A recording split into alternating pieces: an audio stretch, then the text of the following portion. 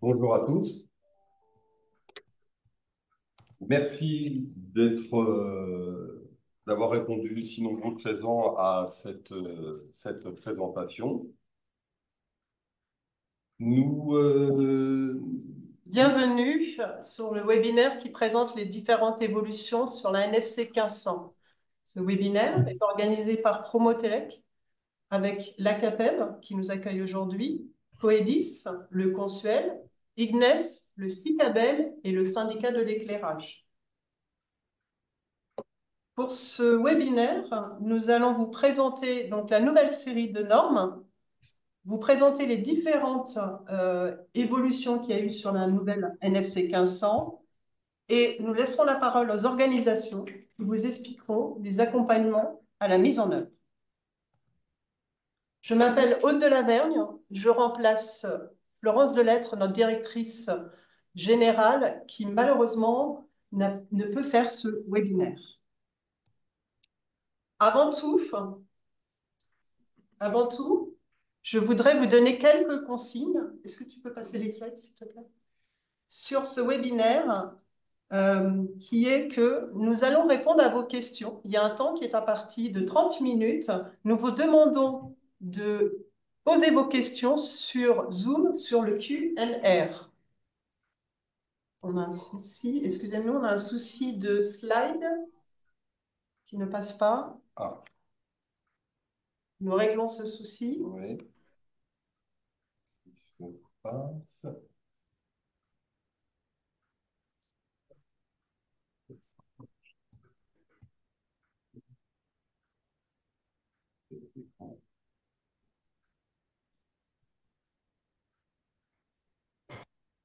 Je vais continuer le temps qu'on vous remette la présentation et vous donner donc les différentes, vous resituer un petit peu donc Promotelec, les enjeux de Promotelec, la mission de Promotelec depuis sa création, donc il y a plus de 60 ans.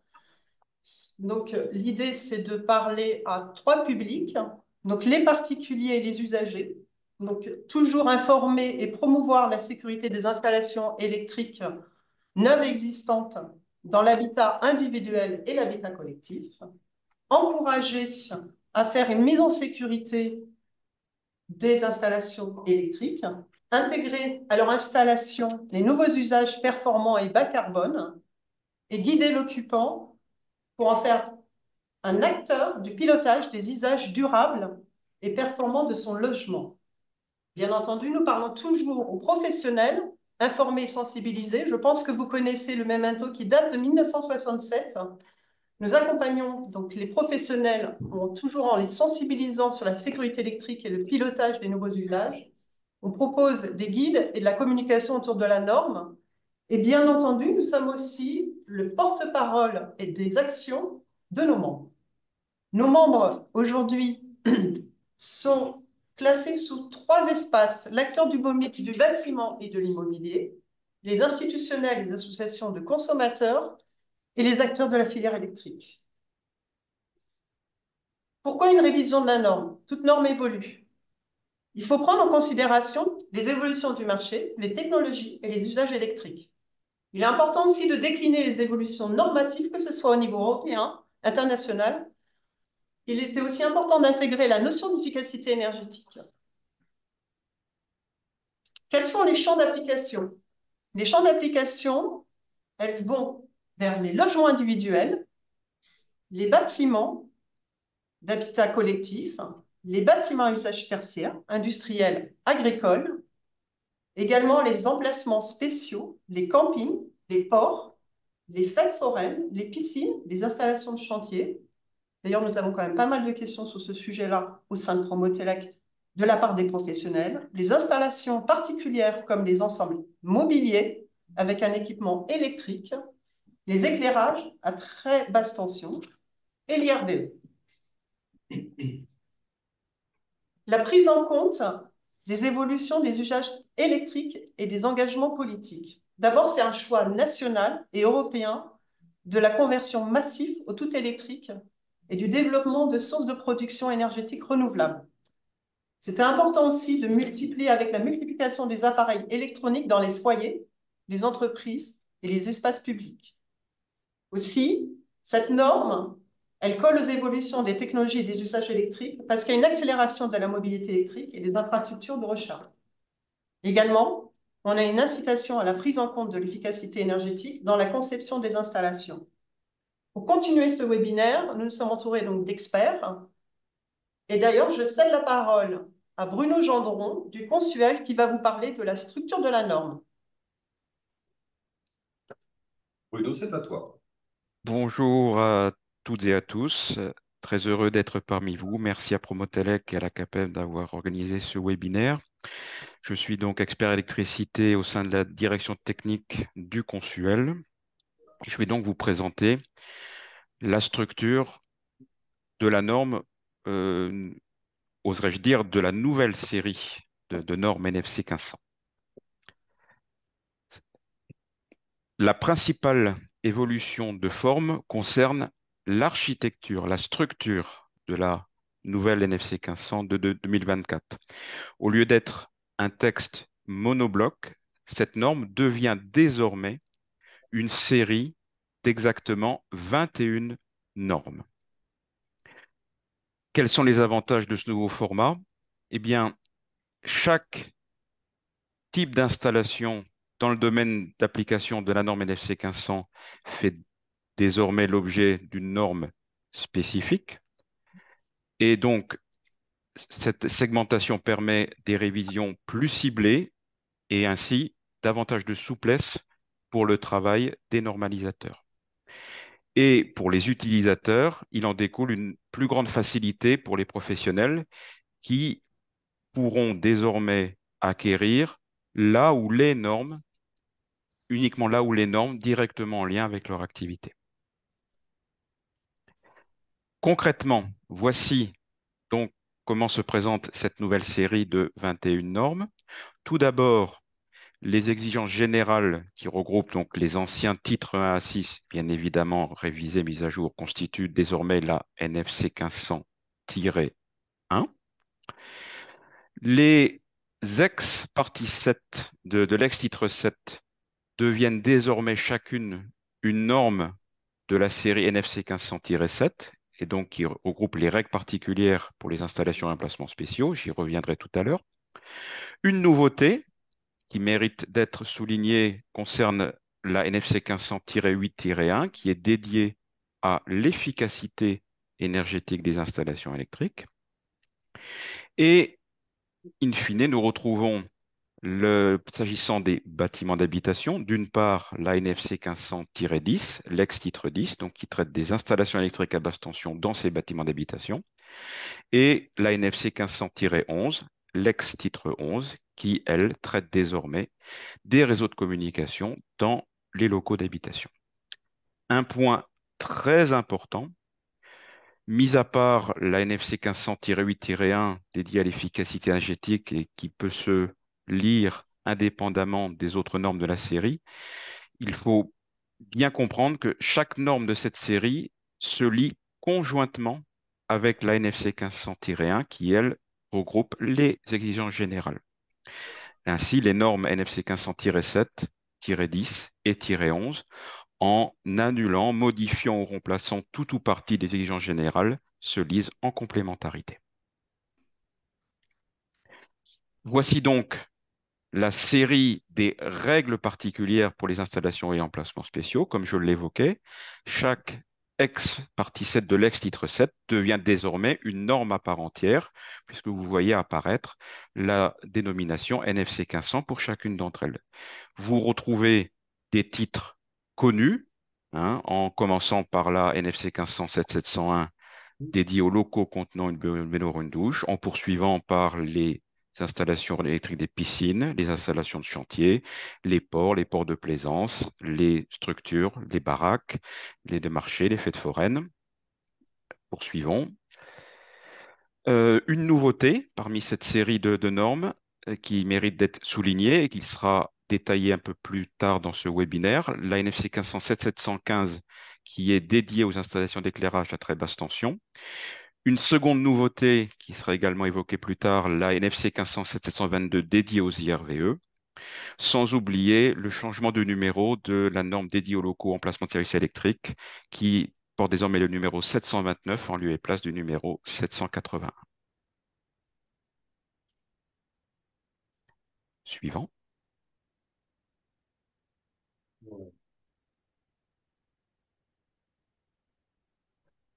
Comment lire cette nouvelle série de normes?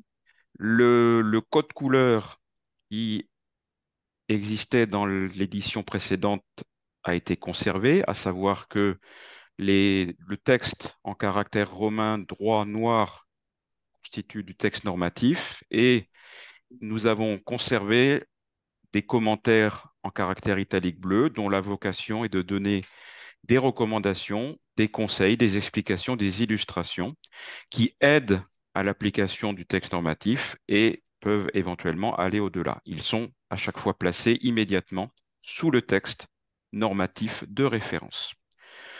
Pour aider le lecteur à s'y retrouver, chaque avant-propos de chaque norme de la série liste, lorsqu'il y en a, les principales évolutions techniques de la norme correspondante. Et un dernier point qui est nouveau, c'est que le fait, si vous trouvez des termes ou expressions en petites majuscules dans la série de normes, ce n'est en aucun cas une erreur typographique de l'AFNOR, mais cela correspond à un renvoi vers une définition qui est développée dans le titre 2 de la NFC 1500-1. Merci de votre attention. Merci Bruno. Donc, nous commençons les exposés thématiques avec Aurore Alric pour Ignes de la société Citel, qui va vous parler des parafoudres. Aurore, c'est à vous. Bonjour à tous, merci Stéphane. Donc oui, je vais aborder les principaux changements par rapport à la nouvelle publication de la NFC 1500 par rapport aux parafoudres, donc aux protections contre les surtensions. Ce qu'il faut retenir en priorité, c'est qu'à partir de maintenant, les conditions d'installation des parafoudres vont dépendre du type de l'installation. Donc, pour les installations résidentielles, il faudra se référer à la NFC 1500-10. On en reviendra juste après dans la présentation. Il y a eu très peu de changements sur les règles d'installation par rapport aux bâtiments résidentiels. Et pour les bâtiments non résidentiels, donc comme les bâtiments tertiaires et industriels, il faut se référer maintenant à la NFC 1500-1.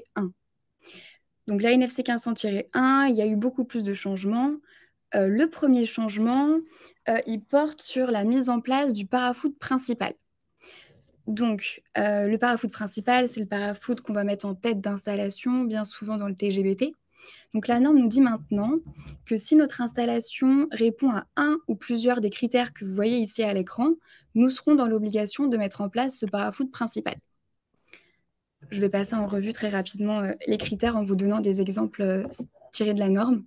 Donc, si une surtension sur mon installation affecte ou a un impact sur la vie humaine, typiquement les hôpitaux, les centres médicaux, etc., il faudra mettre un parafoudre principal.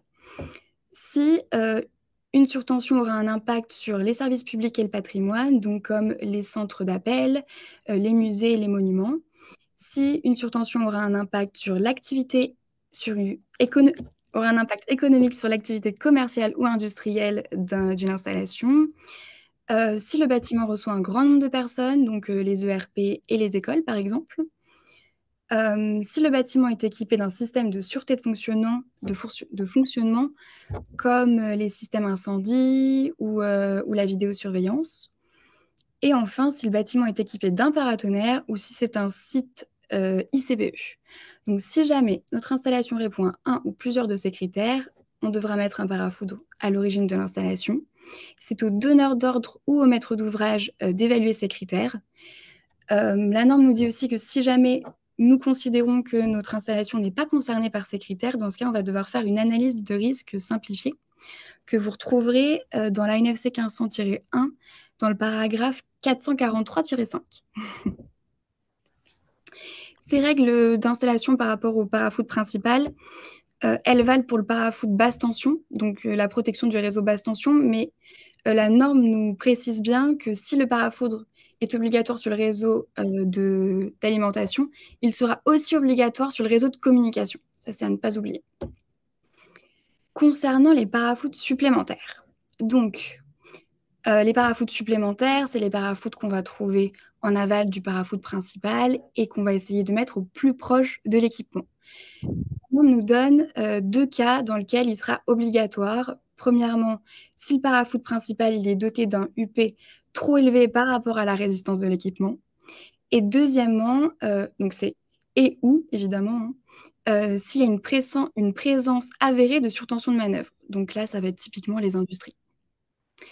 La norme, elle ajoute qu'il convient aussi de mettre en place des parafoudres en recommandation si notre parafoudre principal est éloigné de plus de 10 mètres de l'équipement qu'on souhaite protéger, donc pour maximiser la protection. Et si notre installation alimente un bâtiment annexe. Donc voilà pour la mise en place des parafoudres en tête d'installation et des parafoudres supplémentaires. Dans la NFC 1500, on a aussi l'introduction de quelques nouvelles notions. Donc, premièrement, on a l'introduction de la notion de parafoudre type 1 plus type 2. Donc, on parle d'un parafoudre combiné. C'est quelque chose qui existe déjà sur le terrain, mais dans la norme, ça n'existait pas encore. Donc, on avait des parafoudres type 1 ou des parafoudres type 2. Donc, ça, c'est une notion que vous pourrez retrouver désormais. Il y a aussi l'introduction de SPDA. Donc, SPDA, c'est un parafoudre avec tous ses déconnecteurs associés. Donc, c'est un parafoudre avec un fusible ou avec un disjoncteur, etc. Le A veut dire assemblage, donc assemblage de tous ces éléments. Et à contrario, on retrouve aussi la notion de SPDI. Donc là, c'est un parafoudre qui va intégrer ces déconnecteurs. Donc, il n'y a pas besoin de mettre une protection en plus dans la branche du parafoudre pour protéger le parafoudre. Donc le I, cette fois-ci, c'est pour intégrer. En autre notion, on a la notion de coordination entre le parafoudre de type 1 avec un DDR. Donc ça, vous retrouverez les informations dans la partie 534.1.4.7 de la norme. Et pour la dernière modification importante sur la NFC 1500-1, la dernière modification, elle porte sur les sections de conducteurs de parafoudre. Donc, elles ont changé. Pour un parafoudre, donc on parle des parafoudres à l'origine de l'installation. Un parafoudre de type 1 doit avoir à minima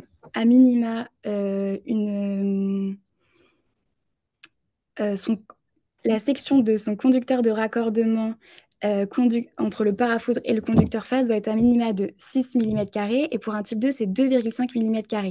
Et par rapport au conducteur à la liaison équipotentielle, c'est à minima 16 mm en type 1 et 6 mm en type 2. Donc voilà les grosses notions qui ont changé dans la NFC 1500-1. J'ai une dernière slide, oui, sur les locaux d'habitation. Donc, comme je l'ai dit au début, il y a eu très peu de changements sur cette partie. Les deux petits changements que vous voyez à l'écran, en fait, c'est des alignements par rapport à la tirée 1, donc par rapport à la norme sur les installations hors résidentielles. Donc, premièrement, si vous êtes dans l'obligation de protéger le réseau de puissance, vous serez aussi dans l'obligation de protéger le réseau de communication. Et le deuxième changement, donc la distance entre le parafoudre principal et le parafoudre supplémentaire passe de 30 mètres à 10 mètres. En dernier petit point à noter, donc le guide UTE C15 443 a été complètement intégré à la NFC 1500-10 et donc vous le retrouverez en annexe 10A. Voilà. Merci Aurore. Merci pour cette présentation. Merci. Et nous allons maintenant passer à la protection différentielle présentée par Laurent Johnson de Ignes pour Schneider Electric. Bonjour à tous. Merci pour m'avoir présenté. Je vais gagner du temps. En général, là, ça va être une partie relativement courte. Là, on est typiquement dans une nouveauté qui nous vient de la norme internationale et européenne, hein, donc qui introduit donc un nouveau type de différentiel et donc qui est déjà sur le marché depuis un certain temps, mais qui n'avait pas d'existence dans la NFC 1500. Donc ça, c'est un rajout au chapitre 531.3.3, hein, qui est le chapitre général de l'NFC 1500-1 qui traite des types et du choix du DDR. Et donc ce nouveau type F, vous allez voir, donc on va trouver un petit peu cette poupée russe en fait, hein, qu'on voit, pour essayer de simplifier, qu'on voit sur le slide suivant. En fait, vous aviez le type AC que tout le monde connaît, hein, donc qui est le différentiel pour les courants différentiels purement sinusoïdaux. Donc ça, c'est des usages généraux, on va dire. Ensuite, vous avez le type A qui intègre les fonctions du type AC avec des choses en plus, hein, donc les composantes continues pulsées. On avait le type B, donc, qui est la Rolls-Royce du DDR qui protège quel que soit le type de signal de défaut, y compris des composantes continues lisses. Et entre deux, donc ça en fonction des nouveaux types de charges qu'on rencontre aujourd'hui, on a ce type F qui est un type A amélioré et qui permet de répondre et de mieux protéger dans certains cas sans aller jusqu'au type B. Et donc typiquement, on le destine pour certaines pompes de piscine, pour certains types de climatiseurs et pour certains types de pompes à chaleur. Donc les détails techniques, hein, vous les retrouverez donc dans la tirée 1 avec notamment l'annexe 53B qui vous donne un peu des schémas électriques et le type de protection qu'il faut associer. Nous, on a voulu rendre ça un petit peu plus lisible, hein, pour les installateurs, hein, donc au sein du syndicat IGNES, avec la création de ce qu'on appelle une fiche d'identité produit. Et donc c'est ce que vous avez sous les yeux. Donc ça vous montre la poupée russe en fait de ces 4 types de différentiels, hein, donc les fonctions imbriquées, avec le plus simple, le AC et le plus complet, le type B, et donc avec les applications derrière pour vous permettre de mieux faire le choix. Donc dans la NFC 1500, par rapport au type F, il y a des choix possibles, hein, typiquement au niveau du 722, au niveau de l'IRVE. Donc, je vous invite à regarder. Mais typiquement, sur les variateurs de vitesse, sans double isolation, il y a une partie, je crois que c'est le 553.2.6.1, voilà, où on vous dit dans ce cas-là, le minima, c'est le type F. Donc voilà, je vous invite à regarder le détail de tout ça et donc adapter en fonction de ce qui est obligatoire dans les normes, hein. Vous retrouverez toujours le type A en résidentiel pour les plaques de cuisson, etc. L'IRVU a un peu changé parce que ça dépend du cas. Mode 1, mode 2, mode 3, monophasé, polyphasé, etc. Donc là, il y a des préconisations qui sont données. Et pour le type B, typiquement, il n'y a rien qu'à changer. Donc voilà, c'est juste un alignement et juste réintroduire ce qui manquait dans l'NFC 1500 d'aujourd'hui, ce nouveau type de différentiel. Voilà. Très bien, merci Laurent. Nous allons passer avec Xavier Grenier de Ignes pour le grand au protecteur d'arc. Xavier, c'est à toi. Alors donc, merci là encore aussi pour l'introduction rapide. Donc, expert normalisation chez Legrand pour Ignes. Et donc, je vais vous parler aujourd'hui là aussi d'une nouveauté qui existe déjà sur le marché, mais qui fait aussi son apparition dans la NFC 1500 et que vous allez retrouver donc dans la partie générale donc tirée 1. Donc, dans les chapitres visant la partie incendie sur la partie 442, donc en 421.7, et aussi sur la partie de choix matériel en 53, en 532.6. Alors, pour ceux qui ne connaîtraient pas ce que c'est qu'un protecteur d'arc, qui a différents noms, donc dans sa version anglaise AFDD ou dispositif de détection de protection pour les défauts d'arc, donc dans sa version française. C'est un dispositif en fait de protection modulaire qui a une fonction particulière de viser à réduire les risques d'incendie de sources électriques et en particulier les sources électriques visant les arcs électriques pouvant se produire dans différents cas de figure. Donc vous voyez en fait en illustration dans le bandeau de 1 à 7 quelques cas de figure qui sont extraits de notre fiche identité côté IGNES, où vous pouvez retrouver en fait différents cas de figure pouvant amener à l'apparition d'arcs électriques, que ce soit en série, en parallèle ou liées à des problématiques de mauvaise connexion, serrage.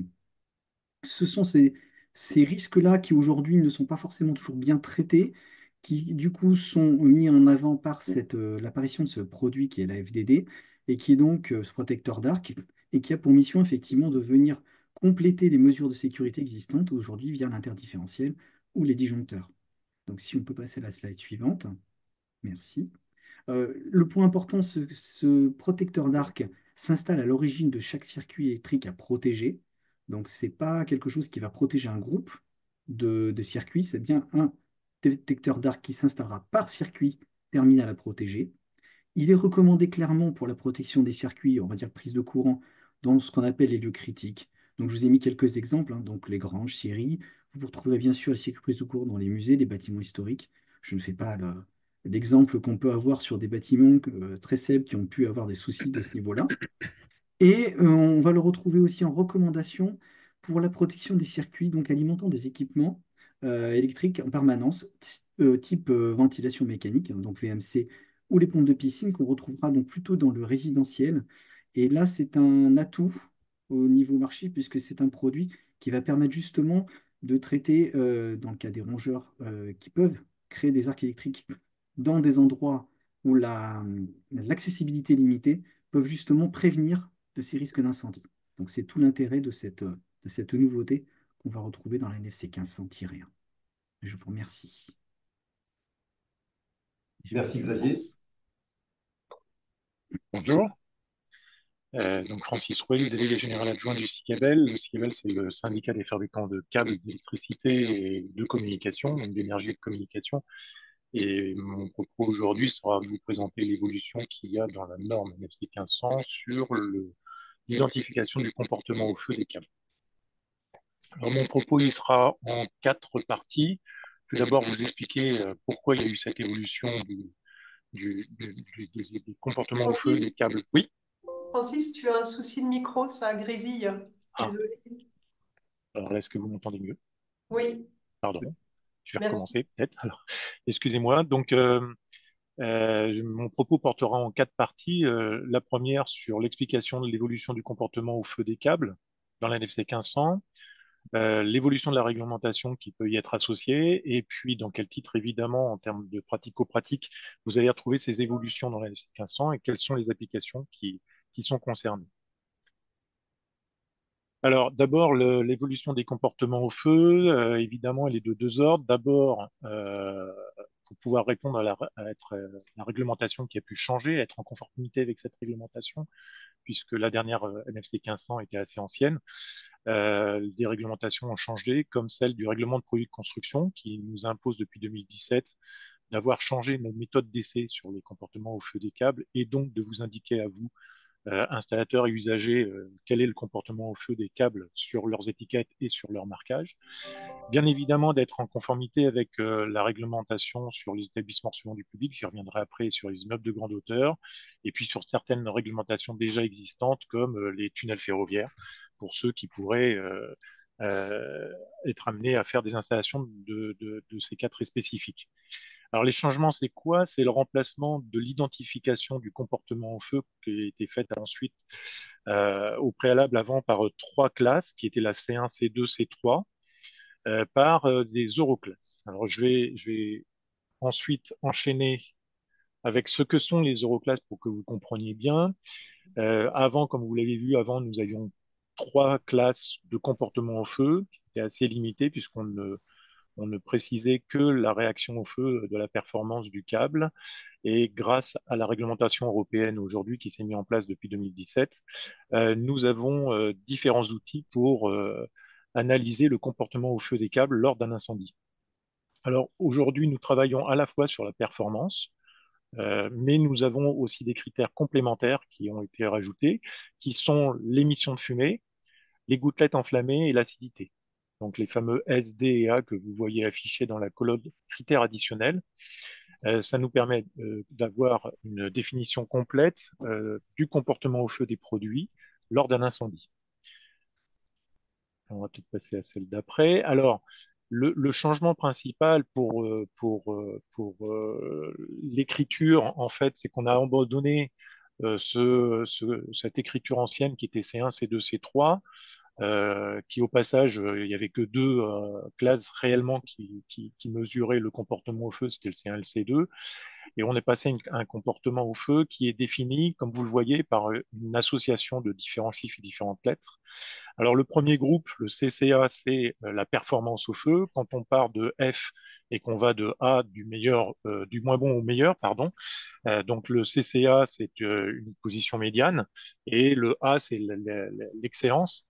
Ensuite, vous avez la fumée qui est définie par le S, avec pareil un critère qui part du 3 qui est le moins bon à 1 le meilleur. Le D avec un critère qui part du 2 au 0. Et puis le critère de l'acidité des fumées et des gaz émis qui est part du 3 et qui va au 1 pour le meilleur. Alors, ce passage-là a entraîné une nécessité de simplification dans la réglementation et dans le métier des industriels, puisque comme vous le voyez, on est passé de 3 classes à 183 combinaisons avec les 4 facteurs écrits. Nous en avons retenu que quelques-unes, nous en tant qu'industriels, et le réglementateur en a retenu que 2. Je vous les préciserai après. Alors, ce qu'il faut garder aussi en tête, c'est que l'avantage de ces classes, c'est qu'une classe supérieure répond toujours à une exigence inférieure. C'est ce que je vous écris dans le petit paragraphe gris. À une exigence de câble CCA S2 D1 A2 va répondre une exigence, un câble qui sera CCA S1 D1 A1. Je vais continuer si vous pouvoir tenir le temps. L'évolution de la réglementation, donc un grand changement a eu lieu en mai 2023 avec la publication de l'arrêté du 17 mai qui a précisé, et donc pour être en conformité avec le règlement de produits de construction européen, qui a donc modifié la réglementation française pour introduire les euroclasses et remplacer les anciennes classes qui étaient obsolètes. Ces modifications, je vais entrer dans le détail des différents articles, vous les voyez marqués ici, mais elles sont assez simples. En fait, le réglementateur a décidé d'imposer un niveau d'Euroclasse médian à l'ensemble des établissements recevant du public et n'a précisé qu'une Euroclasse spécifique pour une application très particulière. Donc la NFC 1500 permet maintenant d'être en conformité avec cette réglementation. Alors, les changements dans les différents titres de ces différentes séries de 1500 sont principalement dans la 1501, avec, vous le voyez écrit à l'écran, une introduction des Euroclasses dans le chapitre qui concerne, la partie qui concerne la protection contre l'incendie, les brûlures et les explosions, où vous allez retrouver une définition du règlement de produits de construction et des normes qui y sont associées. Et puis, on va vous expliquer au fur et à mesure, dans les différents titres de la 1500, quels sont les niveaux d'Euroclasse que vous devez respecter maintenant pour être en conformité avec les réglementations existantes. Évidemment, il y a la condition d'influence qu'il ne faut pas oublier, puisque si vous voulez juste celle d'avant, merci. Donc, les conditions d'influence qui existent toujours dans l'NFC 1500 ont été complétées aussi, pareil, avec les Euroclasses adéquates pour pouvoir y répondre. Alors, si vous pouvez passer celle d'après, je vais passer rapidement. Et puis, dans la 1501, qui était donc, qui parle génériquement de tous les produits, on a une spécificité avec le titre 11 dans cette 1501 qui parle des réseaux de communication multimédia, dans lequel on va avoir des recommandations. Je ne vais pas la rentrer en détail puisque Laurent Gasca en parlera tout à l'heure. Alors, ces nouvelles exigences, elles correspondent à quoi et pour quelle application? En définitive, il y a deux grandes familles. Soit votre bâtiment est un bâtiment qui répond à la réglementation des établissements recevant du public et des immeubles de grande hauteur, auquel cas votre exigence que vous avez pu connaître auparavant, qui s'appelle la C2, a été remplacée par une obligation de répondre à une réaction aux classes minimales, qui est la CCA S2D2A2. Et pour les cas très atypiques, pour les gares souterraines, le réglementateur a décidé de passer à une réglementation beaucoup plus contraignante pour être en conformité avec ce qu'il fait dans les tunnels ferroviaires. Pour ce qui est des autres constructions, dans toutes les autres constructions, aujourd'hui, la réglementation n'a pas évolué, elle n'a pas intégré les Euroclasses. Et donc, la réponse est minimum ECA. Et évidemment, vous pouvez y répondre avec des Euroclasses supérieures en termes de produits. puisque rien ne vous interdit d'avoir une protection meilleure que celle qui est demandée à minima par la réglementation.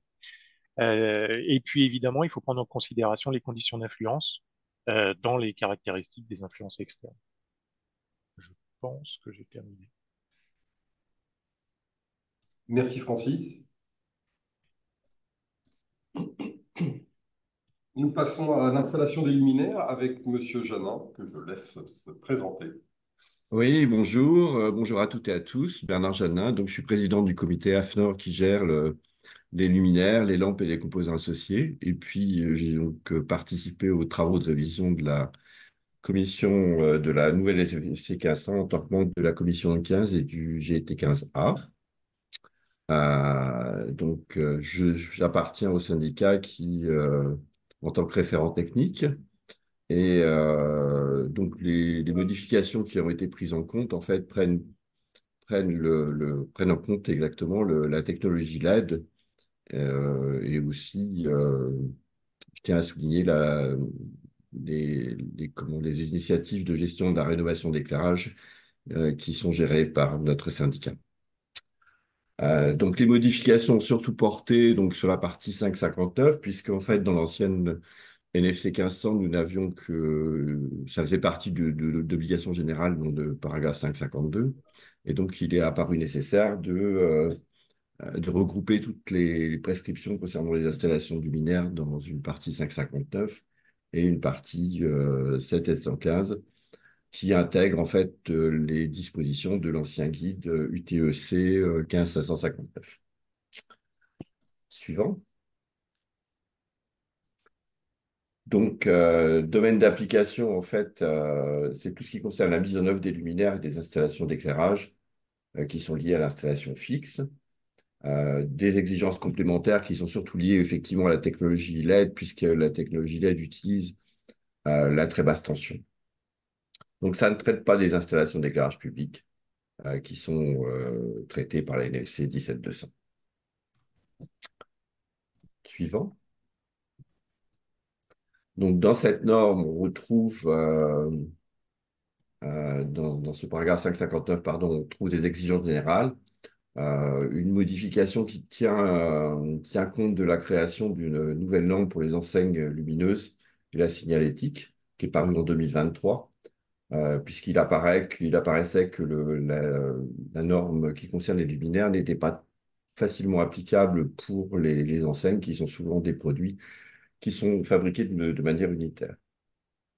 Et puis une évolution qui concerne la mise à jour en fait de la série des normes NFEN 60598 avec de nouvelles dispositions liées à la norme produit qui prennent en compte le fait que de base les produits sans marquage tels que présentés sur le slide peuvent être installés sur des surfaces inflammables. Donc s'il n'y a pas de marquage en fait, ça veut dire qu'on peut installer les luminaires dans tous les cas d'usage et même sur des surfaces combustibles. Une modification qui concerne les appareillages, puisque c'est une précision en fait. Donc tous les appareillages de lampes, en fait, et drivers de lampes qui sont installés à l'extérieur du luminaire doivent être du type indépendant avec le sigle correspondant. Et puis un gros travail qui a été fait sur la mise en œuvre des luminaires encastrés, donc avec la protection du câblage, les appareillages par des dispositifs d'arrêt de traction. Une mise à jour aussi par rapport à l'ancienne version qui précise que les luminaires et les appareillages doivent être attachés aux éléments fixes de la construction. Ça veut dire qu'à partir du moment où ce n'est pas un élément fixe, on doit relier le luminaire, quel que soit son poids, aux éléments fixes. Et le fait que les appareillages de lampes doivent être accessibles pour la maintenance. Donc, dans ce titre 5, on a aussi, je dirais, clarifié les cas dans lesquels on pouvait mettre en œuvre des luminaires encastrés, puisque en fait, on a de plus en plus affaire dans les installations des installations nouvelles à la présence d'isolants thermiques pour satisfaire à la réduction des besoins énergétiques. Donc, les installateurs auront le choix pour l'installation de ces luminaires entre deux possibilités. Soit le luminaire n'a pas de marquage et il est conçu pour être couvert d'isolant. Dans ce cas-là, en fait, il n'y a pas de disposition complémentaire à avoir, si ce n'est le fait qu'en cas d'isolation par soufflage, à ce moment-là, en complément des caractéristiques de base du luminaire, il faut avoir un IP 5X et non pas X5 d'ailleurs. Donc protection contre la poussière. Et si le luminaire encastré n'est pas conçu pour être recouvert d'isolant, à ce moment-là, on a deux choix. Le cas A, si c'est de l'isolant en plaque, en fait, on doit réserver un volume d'encastrement dans le plénum ou éventuellement mettre en œuvre un capot isolant. Et dans le deuxième cas, si on a affaire à une isolation par soufflage, à ce moment-là, le capot de protection est obligatoire et il devra avoir une protection 5X, donc protection contre la poussière. Suivant. Donc le 7715, l'article 7715 regroupe toutes les dispositions applicables pour les installations TBT et bien entendu TBTS. Donc tous les appareillages, donc les drivers, doivent être protégés contre les court-circuits et surcharges, mais c'est aussi une des caractéristiques de tous les appareillages indépendants. Donc, section des conducteurs. Donc là, il faut que les sections des conducteurs soient adaptées en fonction du courant de charge, sachant que une des problématiques qui était rencontrée anciennement, c'était le problème des lampes halogènes. Mais les lampes halogènes ont été retirées du marché, tout au moins ne peuvent plus être mis sur le marché depuis septembre 2023.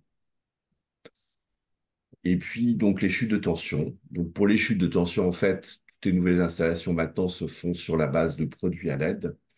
Et en ce qui concerne les limites de chute de tension, en fait, elles doivent être spécifiées par le constructeur ou le fabricant. Voilà, merci. Merci Bernard. Nous arrivons maintenant à la 1507-722 sur les IRVE et c'est Bruno Gendron qui assure la présentation. Bruno, c'est à toi. Oui, bonjour à toutes et à tous. Donc, je reprends la parole pour vous parler des règles particulières pour l'alimentation des véhicules électriques, qui donc fait l'objet d'une nouvelle norme de la série, la NFC 1507-722. Un premier point, c'est que cette nouvelle norme, donc, à terme, c'est-à-dire au plus tard d'ici un an, nous y reviendrons tout à l'heure, annulera et remplacera d'une part le guide du TEC 15722, qui lui date de 2012, ainsi que les fiches d'interprétation à la NFC 1500 qui étaient ciblées sur le sujet IRVE, F11, F15, F17, 22, 23. Sans prétendre être exhaustif, voici quelques points clés explicités dans cette nouvelle norme NFC 1507-722. Sans surprise, nous retrouvons la nécessité d'avoir un circuit spécialisé pour alimenter là où les prises dédiées à la recharge ou une borne de recharge. Vous avez donc pour chaque item les renvois vers les numéros de paragraphe qui explicitent la règle. Nous retrouvons également l'obligation de protection individuelle de chaque point de recharge par un DDR à haute sensibilité, 30 mA. Et vis-à-vis de la protection des usagers, notamment des enfants, l'obligation d'obturateur d'alvéole en recharge normale, y compris, et c'est une spécificité des IRVE, pour les prises mobiles en extrémité de câbles attachés à demeure à une borne. Pour la recharge rapide, la présence d'obturateurs est une recommandation lorsqu'on est en mode 3, puisque, comme je l'indiquais, donc elle apporte elle évite que des enfants, notamment, insèrent un objet métallique dans les alvéoles de prise qui pourrait conduire à un risque d'électrisation. Au chapitre des surintensités, bien évidemment, les protections contre les surintensités et les canalisations qui alimentent le point de recharge doivent être dimensionnées suivant le courant assigné, ou bien, et c'est une souplesse, je dirais, introduite par la NFC 1507-722, ou bien le courant de réglage de la borne, pour les bornes qui sont réglables, bien évidemment. S'agissant de la protection des personnes, et comme Laurent Johnson l'a évoqué tout à l'heure, le type de DDR donc, est fonction du mode de recharge, mode 1, mode 2, mode 3. En mode 1 ou 2, en monophasé, donc l'obligation est de mettre en œuvre un DDR au moins de type A ou de type F, tel que l'a présenté Laurent tout à l'heure, sachant que le type F assume effectivement toutes les fonctionnalités du type A. Et en mode 3, et là c'est une nouveauté importante de la norme, obligation d'un DDR soit de type B ou bien d'un DDR de type A ou F, mais associé à un nouveau dispositif bien particulier, acronyme DD-CDC, euh, dispositif différentiel à courant différentiel continu, dont le rôle est précisément de détecter l'éventuelle composante continue lisse présente dans le courant de défaut et dans une telle situation de forcer le déclenchement du DDR de type A ou F pour éviter qu'il ne soit aveuglé par cette composante continue, ce qui constituerait un risque pour la protection des personnes contre les contacts indirects. Et dernier point et non des moindres, bien évidemment, comme le guide du TE 15722 l'impose aujourd'hui, mais la norme le confirme et l'explicite, le type de socle de prise doit bien évidemment être adapté à la recharge d'un VE ou d'un véhicule hybride rechargeable de toute façon, compte tenu du profil de charge particulier d'un VE, à savoir plusieurs kilowatts, en principe pendant plusieurs heures. Merci de votre attention. Merci Bruno. Nous passons maintenant avec Ligia Boros à la nouvelle NFC 1500-8-1 qui concerne l'efficacité énergétique. Ligia, c'est à vous. Oui, bonjour à toutes, bonjour à tous. Merci Stéphane. Je suis donc Ligia Boros, je suis responsable normes d'installation dans le groupe Aguerre pour les normes d'installation au niveau international et au niveau français, où j'ai participé justement à la rédaction de cette série de normes dont j'étais de la commission U15 depuis 2017. Et je suis très honorée de participer aujourd'hui au webinaire Promotelec. Merci pour cette occasion. Et je vais vous présenter effectivement une nouveauté de cette série de normes qui est l'efficacité énergétique. Donc, il faut savoir qu'aujourd'hui, il existe 3 normes au niveau international qui traitent les aspects fonctionnels des installations électriques à basse tension.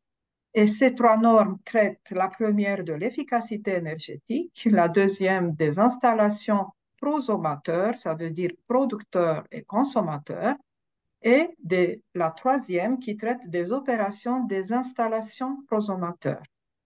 Aujourd'hui, seule la première norme qui traite de l'efficacité énergétique a été reprise en France sous la référence NFC 1500-8-1.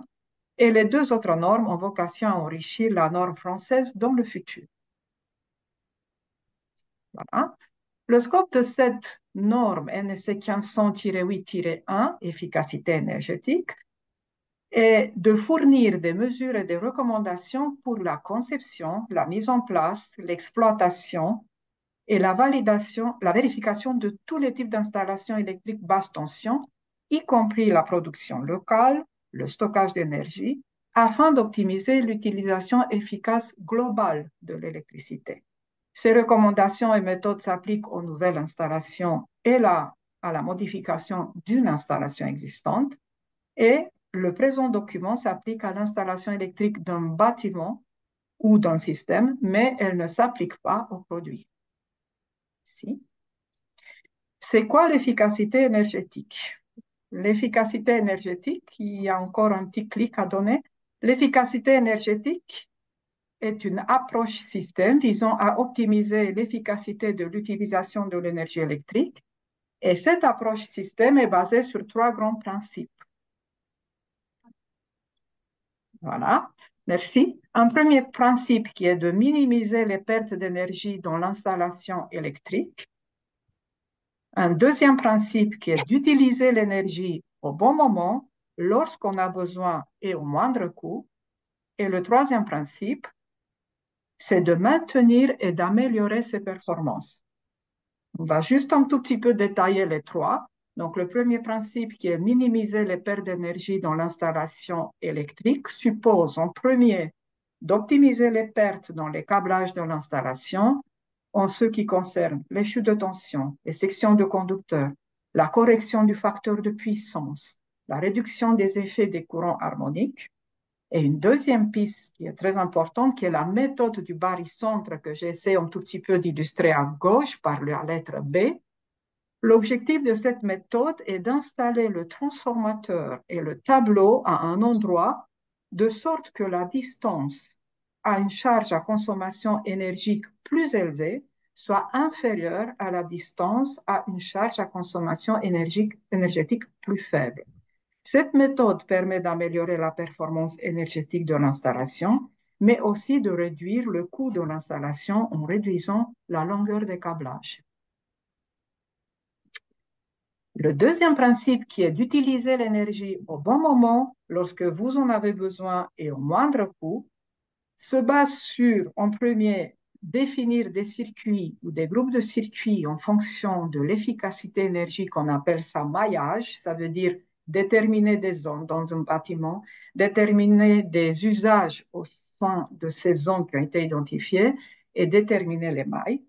Et une deuxième piste qui est d'optimiser l'utilisation de l'électricité en maîtrisant l'installation électrique. Et pour ça, je pense que vous le savez déjà, un système d'efficacité énergétique et de gestion d'énergie, le gestionnaire d'énergie, est là pour fournir des conseils sur la manière d'optimiser l'utilisation de l'énergie consommée en tenant compte des charges, de la production et du stockage local et des besoins des utilisateurs. L'utilisation du gestionnaire d'énergie peut entraîner des économies de 20 jusqu'à estimées jusqu'à 40-47%. Merci.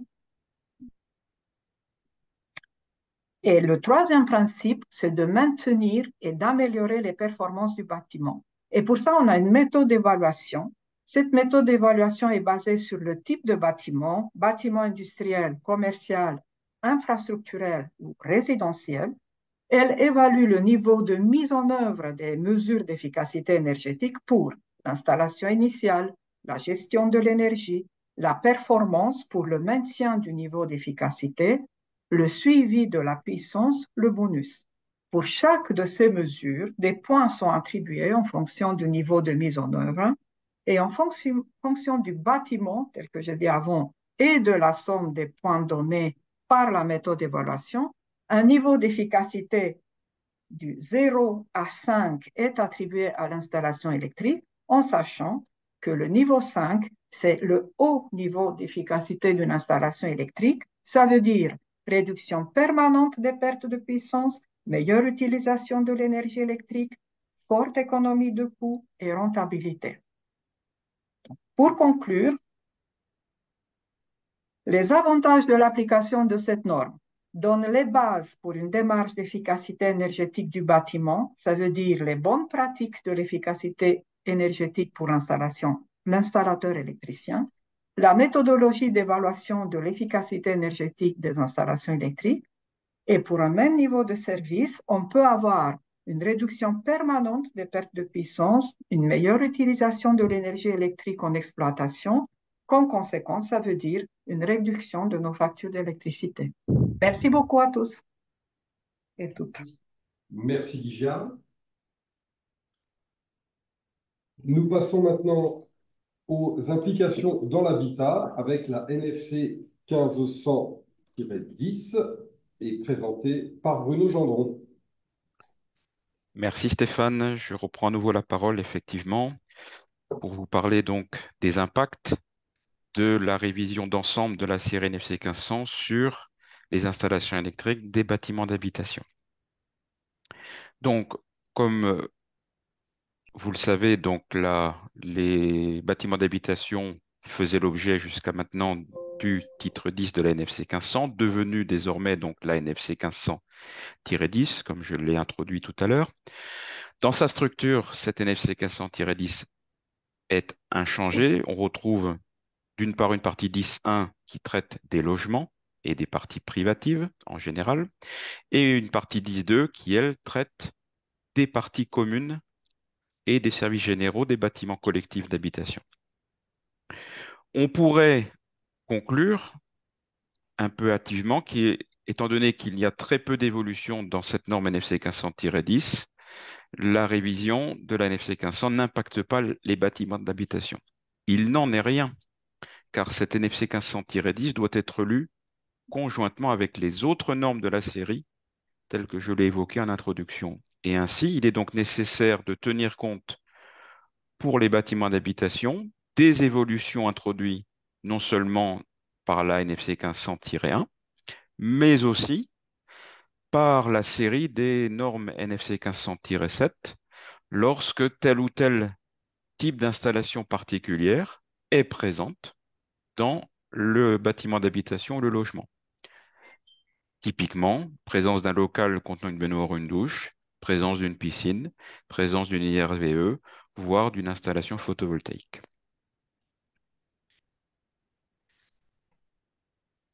Commençons par les évolutions de la NFC 1500-10-1 elle-même. Volontairement, je ne reparle pas de la protection contre les surtensions d'origine atmosphérique qui nous ont été présentées précédemment par Aurore. Un point important pour la protection des personnes, déjà évoqué par Laurent Johnson de façon générale, je l'ai déjà évoqué pour les IRVE tout à l'heure. Je reparle à présent des protections différentielles pour le logement spécifiquement, cette fois-ci en termes de calibre et de type de DDR. Comme la majorité d'entre vous le savent, en logement, nous avons deux méthodes pour choisir, déterminer le calibre d'un DDR, soit la méthode dite aval ou la méthode dite amont. La méthode amont, avec le développement des installations de production en autoconsommation, cette méthode amont nécessite désormais de prendre en compte la présence éventuelle, lorsque c'est le cas bien évidemment, d'un générateur. Par exemple, une installation photovoltaïque, mais plus généralement tout générateur électrique. Et donc, en vertu de la loi des nœuds, les courants soutirés du réseau d'une part et le courant généré d'autre part s'additionnent. Et donc, pour être certain qu'un interrupteur différentiel ne risque pas d'être en situation de surcharge, il faut prendre en compte la somme de ces deux courants, ce qui se traduit par l'inéquation IN-DDR supérieur ou égal à IN de la GCP plus IG. La méthode aval, elle, qui est basée sur la nature et les calibres des différents circuits en aval, reste quant à elle inchangée. Toujours sur le type de DDR, jusqu'à maintenant, le titre 10 spécifiait pour les IRVE le type de DDR à mettre en œuvre. Désormais, à ce sujet-là, il est fait un renvoi explicite à la nouvelle norme NFC 1507-722 dont je vous ai parlé tout à l'heure pour spécifier le type A, F ou B du DDR 30 mA à mettre en œuvre pour protéger un circuit de recharge d'un véhicule électrique. Un point important, mais qui nécessite d'être souligné, s'agissant de la protection contre les surintensités, et je pense que ça rassurera beaucoup de personnes présentes. Il n'y a pas de changement concernant le tableau 10.1F qui détermine l'adéquation entre le courant assigné maximal des dispositifs de protection contre les surintensités avec la section minimale des conducteurs immédiatement raccordés en aval. Si on élargit un petit peu notre champ de vision, sortons à présent de la NFC 1500-10 et regardons dans la NFC 1500-1 quelles sont les évolutions qui impactent les bâtiments d'habitation. La liste qui est à l'écran n'a aucunement la prétention d'être exhaustive, simplement pour vous donner un aperçu pour vous convaincre que les évolutions des règles générales impactent les bâtiments d'habitation. Partons du domaine d'application qui, lui, a été précisé, notamment pour ajouter au niveau de la limite aval des installations, la NFC 1500-1 donc s'arrête non seulement au socle de prise de courant et aux matériels d'utilisation, mais aussi désormais ce qu'on appelle les modules d'alimentation et de recharge. Donc ce sont les prises USB. Et la NFC 1500 va également jusqu'aux prises mobiles qui se trouvent à Ah ben moi, je vais l'extrémité. entendre Pascal Labo, hein. Ah, excusez-moi. Bon, Je reprends la parole. Donc la NFC 1500-1 ah ben là, s'étend il jusqu'aux parle prises de mobiles. l'habitation, il parle de l'Euroclass. Excusez-moi. S'étend jusqu'aux prises mobiles se trouvent en extrémité d'une canalisation raccordée à demeure à l'installation. Nous avons également dans la NFC 1500-1, dans le titre 2, formalisé la définition d'un receveur de douche, donc importante pour déterminer si, dans un local avec baignoire ou douche, on applique les règles des douches avec receveur ou les règles des douches sans receveur. Au plan de la sécurité électrique, les éléments conducteurs qui doivent être accordés à la LEP ont été précisés. Ça impacte toutes les LEP réalisées dans tous les bâtiments, quelle que soit leur destination, mais donc en particulier les bâtiments d'habitation. Une précision a été apportée pour une exigence supplémentaire par rapport à l'aptitude au sectionnement des dispositifs de protection par coupure automatique d'alimentation contre les chocs électriques. Donc, c'est déjà le cas aujourd'hui pour tous les disjoncteurs de type domestique qui sont par construction aptes au sectionnement, mais jusqu'à aujourd'hui, ce n'était pas nécessairement le cas pour les disjoncteurs de type industriel, qui sont néanmoins autorisés en partie commune. En lien étroit avec ce que nous a présenté Francis Rouet, donc les conducteurs et câbles non propagateurs de la flamme, donc les désormais euroclassés FCA, ex-C3 sont désormais explicitement interdits dans les bâtiments. Et tel que Francis nous l'a présenté, donc il y a désormais des niveaux d'Euroclasse de réaction au feu recommandés pour les locaux à risque d'incendie, les locaux BE2. Or, en bâtiment collectif d'habitation, des exemples typiques de locaux classés BE2 sont les locaux de collecte des ordures ou encore les emplacements de stationnement des parkings souterrains. Et puis, pour les parties communes, j'ai indiqué tout à l'heure que pour les parties privatives, l'adéquation, protection, section forfaitaire était conservée. Donc, il n'était pas nécessaire de faire des calculs pour le dimensionnement des circuits. Il en va tout autrement pour les parties communes, où là, ce sont les règles générales qui s'appliquent. Et donc, un dimensionnement des canalisations doit être réalisé en fonction des modes de pose et des éventuels facteurs de groupement qui s'appliquent. Ces règles de calcul ont été révisées dans la nouvelle partie 552 et donc nécessitent d'être prises en compte pour le dimensionnement de ces installations. Suivant. Un appareillage terminal particulier sur lequel j'attire à présent votre attention, qui sont les modules d'alimentation et de recharge, plus communément appelés les prises USB.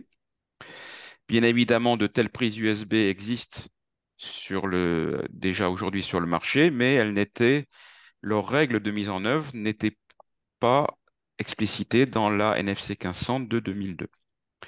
Donc, elles font leur apparition, ces règles, dans la NFC 1500-1. Un point de sécurité important, c'est que ces prises USB se doivent de délivrer de la très basse tension de sécurité. Elles ont bien évidemment comme rôle l'alimentation de smartphones, de portables, de tablettes. Et donc, les règles en termes de choix de produits et de mise en œuvre sont désormais explicitées à l'article 555.2. Vous avez à l'écran les normes produits applicables selon que le prise USB est jumelé à un socle de prise de courant ou bien fait l'objet d'un socle spécifique. En termes de hauteur d'installation, bien, ce sont les mêmes règles que les règles applicables pour les socles de prise de courant. Un point important, c'est que la mise en œuvre de telles prises USB ne fait pas nécessairement l'objet d'un circuit spécialisé. C'est tout à fait possible, mais ce n'est pas une exigence. Donc, en d'autres termes, ils peuvent être jumelés au sein d'un circuit prise de courant. Mais en revanche, si tel est le cas, bien évidemment, le nombre éventuel de prises USB n'est pas pris en compte dans le décompte éventuel de socles de prise de courant lorsqu'un quantitatif minimal est requis. En termes de mise en œuvre, dernier point, c'est que le circuit d'alimentation de ces prises USB doit comporter un conducteur de protection. C'est également une règle générale qui n'a pas changé. Mais ce conducteur de protection relié à la Terre ne nécessite pas d'être accordé à la prise USB, sauf bien évidemment indication contraire de son fabricant. Autre famille d'évolution impactant potentiellement les locaux d'habitation, les règles relatives aux piscines. L'ex partie 702 de la NFC 1500 a été révisée pour devenir donc la norme NFC 1500 7702.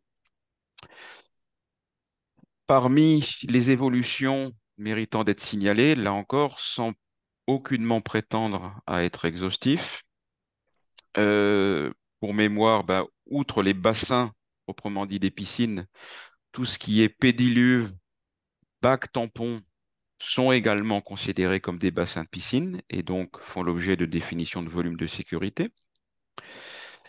Sont désormais également concernés par ces règles bien d'éventuelles présence de lacs ou de zones côtières, bien évidemment lorsqu'il est prévu que des personnes s'y baignent. Autre point cher aux spécialistes des piscines concerne les systèmes d'évacuation des charges d'origine électrostatique, qui sont là je dirais, qui sont intimement liés au bon fonctionnement de la piscine elle-même pour éviter tout phénomène de corrosion électrolytique ou de perturbation des capteurs qui surveillent notamment le pH de l'eau de la piscine. Donc les règles pour une bonne mise en œuvre de ce CQE ont été explicitées.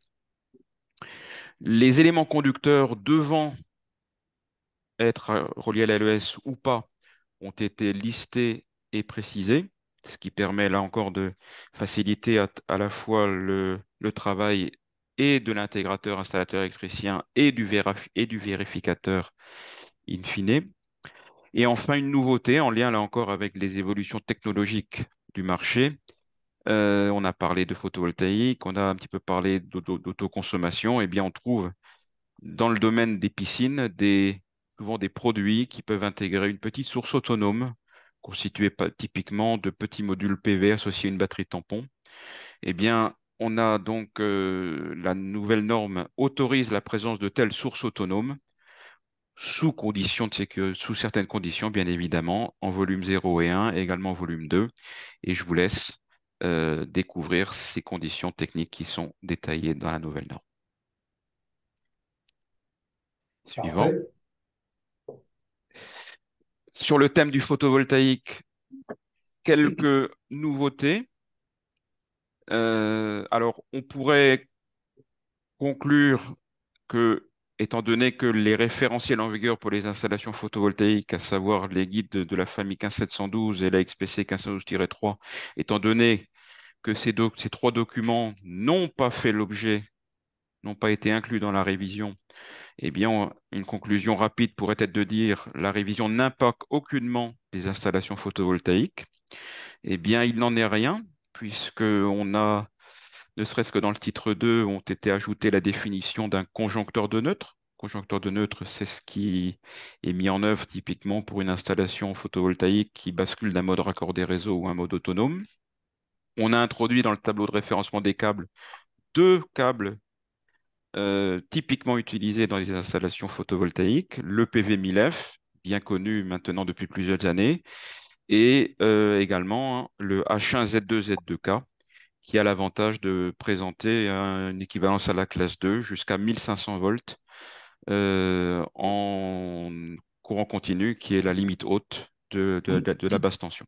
Et puis un dernier point sur lequel Consuel est très vigilant, c'est que la nouvelle norme parle désormais de RCM pour Residual Current Monitoring Unit. Les onduleurs photovoltaïques intègrent fréquemment ce type d'appareillage. Or, dans les règles générales, il est désormais écrit que les RCM n'assurent pas la protection contre les chocs électriques. Donc, en l'état actuel des référentiels, un éventuel RCM qui serait intégré à un onduleur photovoltaïque ne peut pas être pris en compte pour la protection des personnes vis-à-vis des chocs électriques.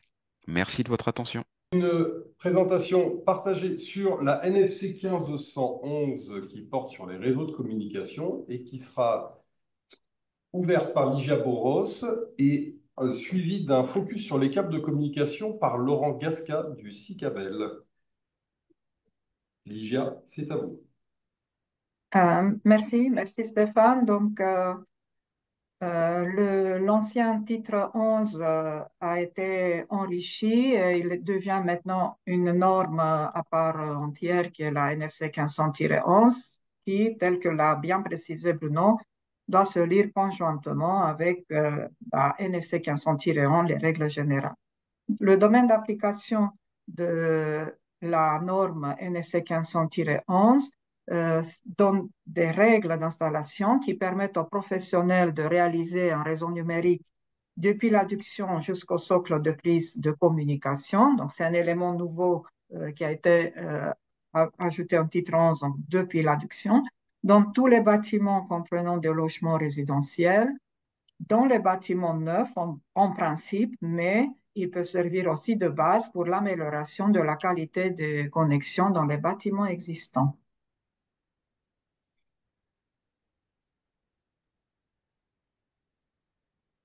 Donc ici, on a une représentation schématique de domaine d'application de la norme NFC-11, donc exactement comme j'ai précisé avant, qui réalise un réseau numérique depuis l'adduction jusqu'au socle de prise de communication.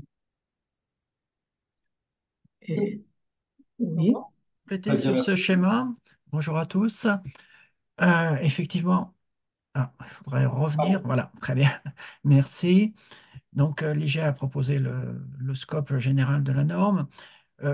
Il y a effectivement deux grandes parties. Il y a ce qu'on appelle les colonnes de communication primaire, qui sont toutes les colonnes de communication. Et on a une deuxième partie qui est les locaux privatifs à usage d'habitation. Donc, ces deux parties du réseau de communication sont couvertes par deux normes complémentaires.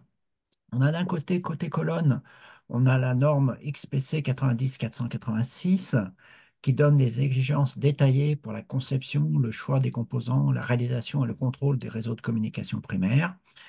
Et côté réseau résidentiel, on a la norme NFC 90-483 qui, de manière symétrique, donne les exigences détaillées pour la conception, le choix des composants, la réalisation et le contrôle des systèmes de câblage résidentiel des réseaux de communication secondaires.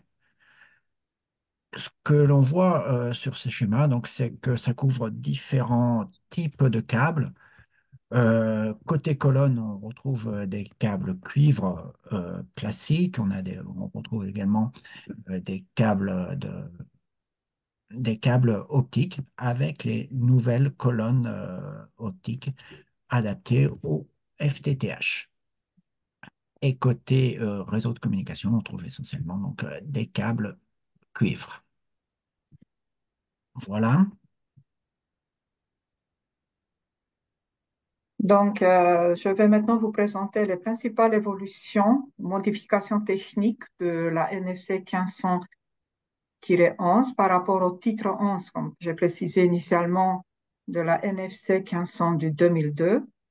Ces principales modifications consistent dans l'ajout de l'article 5.4, exemple de câblage, l'article 5.6 qui inclut les suppléments pour la mise en œuvre d'un lien de dépôt de service spécialisé permettant le raccordement d'une box optique dans le séjour sans travaux supplémentaires, l'ajout d'un nouvel article 6 qui donne des exigences pour les adductions et colonnes de communication pour la télédistribution, pour les zones d'habitat individuel et les bâtiments d'habitation collective.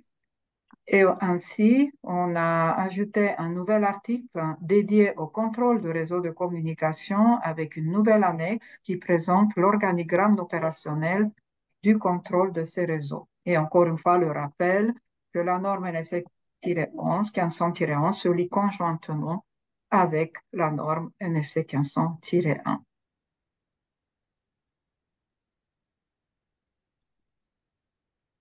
Donc tout à l'heure, Laurent? j'ai introduit différents câbles. Je vais rentrer plus dans le détail de ces câbles. Côté locaux privatifs à usage d'habitation, on a l'utilisation de câbles, prises et cordons de grade 2 ou grade 3 TV.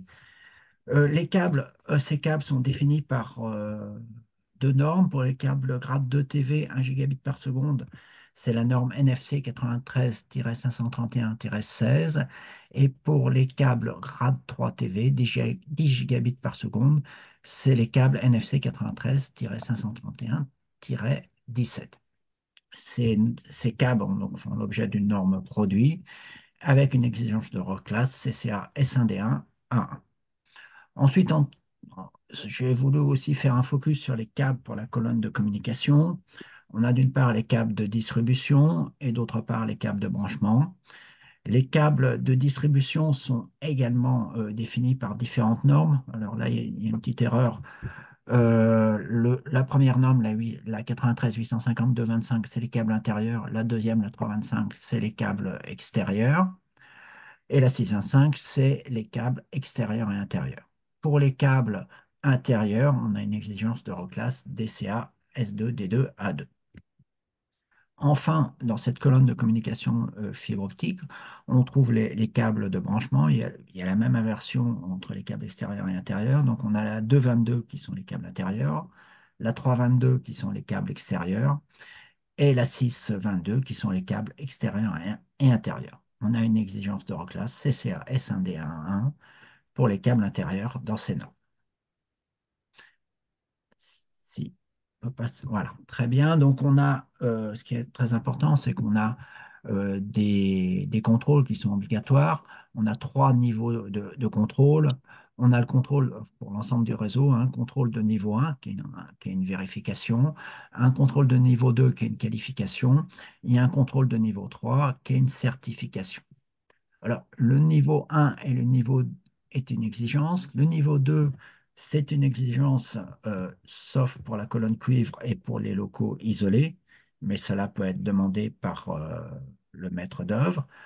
Le contrôle de niveau 3 est optionnel et peut être une demande du maître d'œuvre. Le contrôle de niveau 1 est fait par l'installateur. Le contrôle de niveau 2 est fait soit par l'installateur, soit par un organisme indépendant. Le contrôle de niveau 3 doit être forcément réalisé par un organisme indépendant. Voilà pour ma partie. Merci à tous deux. Nous passons maintenant à la date de publication et au format disponible de cette nouvelle série de normes. Donc, vous le savez, la série de normes a été publiée à la fin août 2024 et sont applicables dès maintenant de façon volontaire. Sachant que l'entrée en vigueur officielle de la norme NFC 1500 de la série actuelle sera effective à partir de septembre 2025 et que, comme le précisent les textes de l'AFNOR, la date à considérer pour la mise en application systématique seront d'abord la date de dépôt de demande de permis de construire, ou, à défaut, la date de déclaration préalable de construction, ou encore à défaut, la date de signature du marché, et enfin, encore à défaut, la date d'accusé de réception de commande. Cependant, je repasse la parole à Bruno de Consuel, qui, sous la forme d'une frise chronologique, expliquera pour Consuel l'entrée et la considération des nouveaux permis de construire avec la nouvelle norme et la période de chevauchement entre les deux normes existantes. Bruno, Oui, c'est à merci toi. Stéphane. Ah, pardon, excusez-moi. Et excusez-moi, un petit oubli. Oui, la norme, évidemment, est disponible en plusieurs formats, donc voilà, que vous pourrez retrouver soit en PDF avec des liens hypertextes pour une navigation facilitée entre les renvois d'articles, des éditions papier qui seront bientôt effectives et également au format XML.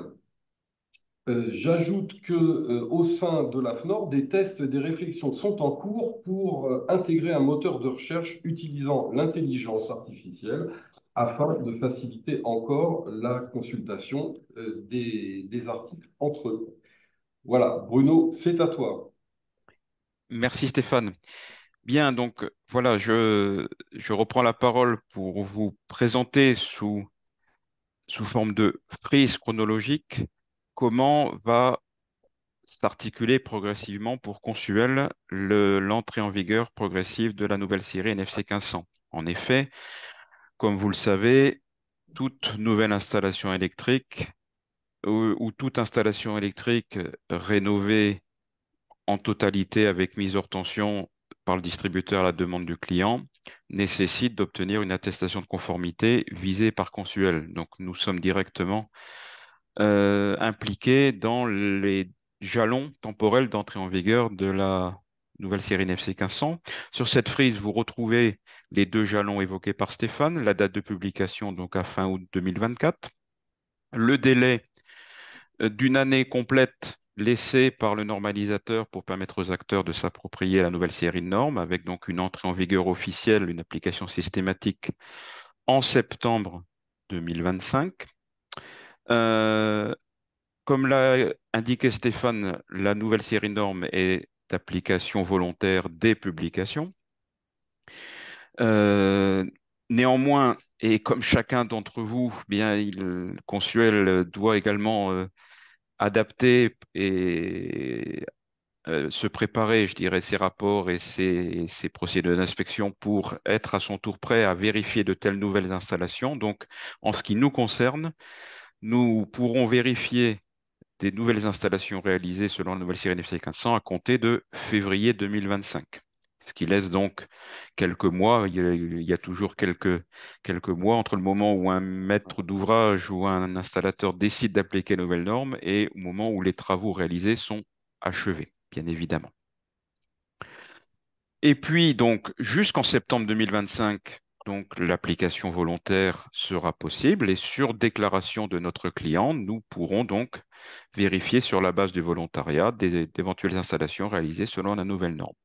À compter de septembre 2025, pour Consuel, la nouvelle série de normes deviendra le référentiel par défaut pour tous les travaux de rénovation.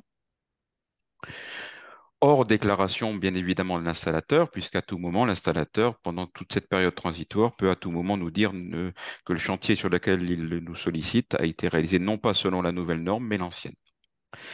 Donc, à compter de septembre 2025, tout permis de construire déposé à cette date, donc la nouvelle série NFC 1500 s'applique. Et l'expérience montre qu'en moyenne, il faut compter de l'ordre de 8, 9, 10 mois pour que les installations électriques réalisées correspondant à une date de permis de construire donnée euh, nous reviennent sous la forme d'un formulaire d'attestation de conformité. Donc, Pour Consuel, donc, on devrait voir les premiers chantiers neufs réalisés selon la nouvelle NFC 1500, on devrait les voir arriver au printemps 2026, vers avril 2026. Donc, à partir de cette date, pour Consuel, la nouvelle série NFC 1500 deviendra le référentiel par défaut de vérification des installations électriques. Bien évidemment, à tout moment, si notre client nous indique qu'au contraire, le chantier qu'il nous soumet a été réalisé non pas sur la nouvelle norme mais l'ancienne, nous nous adaptons et nous réalisons la vérification selon l'ancienne norme NFC 1500. Et enfin, dernier jalon, bah, compte tenu des durées de validité des permis de construire et compte tenu du temps parfois assez long nécessaire pour mener les travaux à leur terme, eh bien, l'expérience montre, on l'a notamment vécu en 2015 lors de la publication et l'entrée en application de l'amendement 5, ben on peut compter 2 ans. 2 ans, c'est-à-dire que jusqu'en septembre 2027, on pourra encore nous solliciter, on pourra voir arriver des installations électriques réalisées selon la norme NFC 1500 de 2002. Donc, à compter d'avril 2026, le référentiel par défaut sera la nouvelle norme. Nos inspecteurs seront désormais en mesure, sur sollicitation de l'installateur, de réaliser des vérifications selon l'ancienne norme. Et ce n'est qu'en septembre 2027 que Consuel nous abandonnerons définitivement donc l'ancienne norme NFC 1500 de 2002 pour ne faire des vérifications que selon la nouvelle série des normes NFC 1500. Voilà donc cette frise chronologique pour à la fois informer et aussi rassurer nos clients et l'ensemble des acteurs sur l'application progressive de cette norme. Le souhait commun, je pense partagé, c'est de laisser le temps à chacun, le temps nécessaire à chacun pour se procurer, se former et s'approprier ces nouvelles dispositions normatives. Merci Bruno. Merci à tous pour vos présentations. Nous allons maintenant faire un petit tour de table pour montrer comment les organisations et toute la filière se préparent à accompagner les professionnels vers l'adoption de cette nouvelle norme. Et nous allons commencer immédiatement donc, pour la CAPEB avec Gilles Mellet. Ah, pardon, autant pour moi. Eh bien, nous allons commencer avec Coedis, Pascal Lameau. Bonjour à toutes et à tous. J'ai un slide, je pense. Allez-y. Donc, je grille la priorité à Gilles. Hein. Désolé, Gilles. La distribution au travers de Coedis, c'est un réseau très capillaire. Vous voyez 4000 points de vente en France qui sont au plus près des professionnels de la filière électrique. Et notre rôle, on l'a vu dans la frise que Bruno a présentée à l'instant, on a 10 mois à peu près devant nous pour vraiment sensibiliser l'ensemble de la profession qui fréquente nos points de vente. Avec 4000 points de vente, on en a un en mode chez soi, en règle générale. Et notre première étape, nous, distribution, c'est vraiment de faire monter en compétence nos équipes à nous, actuellement sur la NFC 1500. Donc, on est en train d'y travailler avec nos catégories managers dans toutes les organisations, avec et faire monter l'ensemble de nos personnes en agence sur les points que vous avez évoqués là, qui sont quand même assez importants.